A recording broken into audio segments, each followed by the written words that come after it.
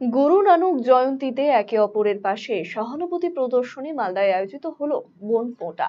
এদিন মালদা উঠোন প্রাঙ্গণ বনেদের মঙ্গল কামনায় ফোঁটা দেন মহিলারা। এবছর এই কর্মসূচি 5 বছরে পা দিয়েছে। সাম্প্রদায়িক সময়ে নারীদের ওপরে ঘটে চলা নানান নির্যাতন ঘটনায় নিজেদের রক্ষায় একে অপরের পাশে দাঁড়াতে আয়োজন এই অনুষ্ঠানের।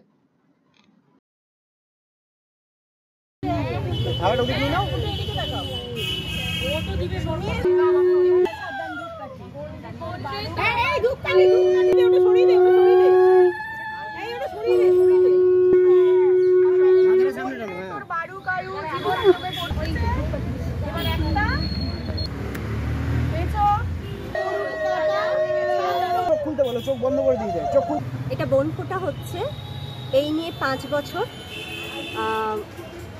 আর বন ফোঁটার জন্ম হচ্ছে আমাদের আমরা মালদা শহরের বেশ কিছু মেয়েরা মিলে শুরু করেছিলাম।